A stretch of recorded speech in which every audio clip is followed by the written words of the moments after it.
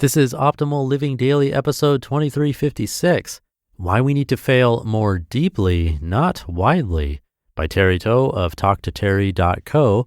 And I'm Justin Malik. I'm featuring a brand new author for the show today. I'll tell you about Terry right after the reading. So for now, let's get right to it as we optimize your life.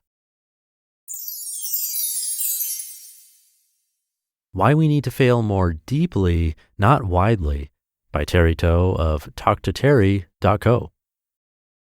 So, how has your year been? Time appeared to freeze as soon as those words left her lips. It wasn't a difficult question to answer, but at that moment, my mind went into time warp as images of key events in the past 12 months flashed across my mind. I think I might have relived the past year in about 3 seconds. Cool. If I'm being honest with myself, this is probably the first time in my life that I can confidently say that I've had a good year. No, scratch that. I've had a great year, both personally and professionally. This year, I've tried and experienced many things. I started to develop my own personal brand, took up a writing course, added 20 more books to my reading repertoire, started and sustained a weekly exercise routine, consulted for a local startup, started my life coach training, took up leadership courses, and started to build my own private coaching practice on the side, just to name a few. However, there's a whole lot more that I've done but actually failed at. In fact, some of the successes previously mentioned also had a flip side to them, and this was perhaps the most important lesson that I've learned from all of these experiences. These wins were a result of not just failing more often, but also doing so deeply. We've got 99 problems, but we can't solve all of them. The way I see it, winning in life is pretty much a numbers game. The more things we try or input, the more results we will get or output. It's simple arithmetic. Now, I'm not suggesting that we pounce on every single chance we get to try something, new or old. No, we've got to be smart about it. Transitioning from my 20s into my 30s taught me 2 lessons so far.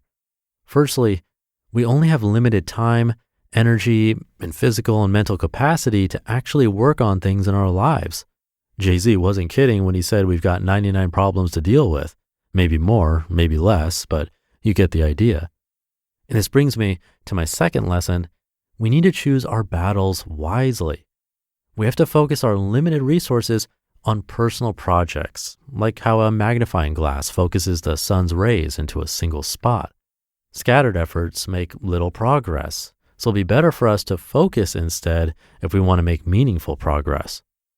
Personally, while other people make impulse buys on clothes, electronics, or whatever catches their fancy, I make impulse buys on online courses that teach subjects that I might be interested in: investing, digital business management, online marketing, and leadership, just to name a few.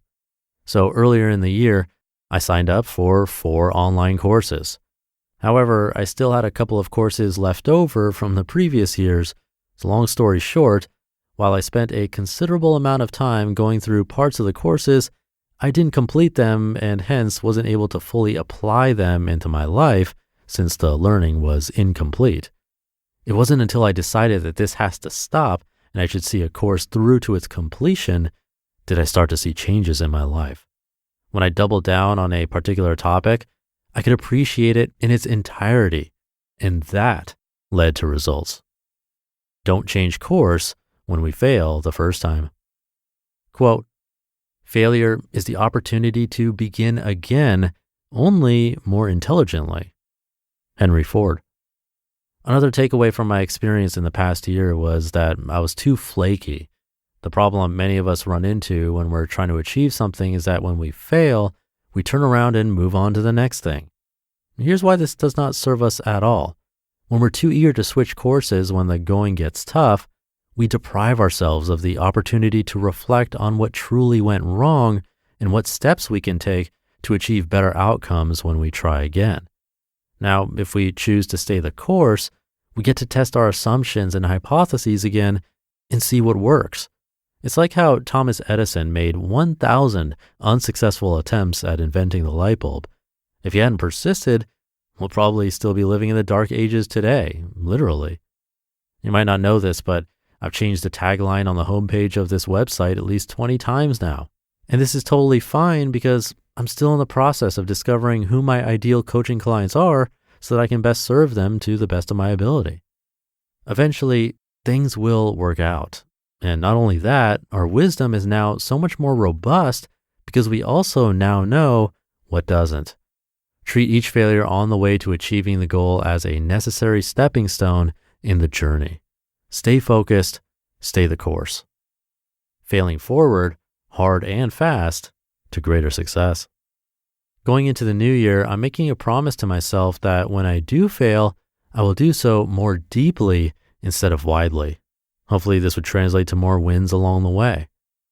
It wouldn't hurt to think a little more about the things that we'll be investing our time and efforts into. Consider, what does it mean to us objectively, but don't discount how we feel about it as well. Best-selling author Seth Godin once said, quote, "One of the rules of the game is the person who fails most wins," end quote. I'm nowhere as wise as this amazing person, but for me, I'd think that the person who fails most deeply, not widely, wins. You just listened to the post titled, "Why We Need to Fail More Deeply, Not Widely," by Terry Toe of talktoterry.co. And thank you to Terry. Terry's a life coach that helps employees learn how to stretch themselves effectively at work so they can derive meaning and satisfaction repeatedly and progress toward their goals. A great fit for this show. So come by talktoterry.co to check out more of his great blogs and content, and thank you to Terry for letting us share his work.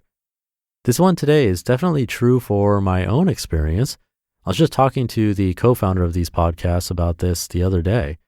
Throughout our journey as entrepreneurs or creators, we've failed in countless ways, sometimes jumping to a completely different idea, or pivoting, you can say.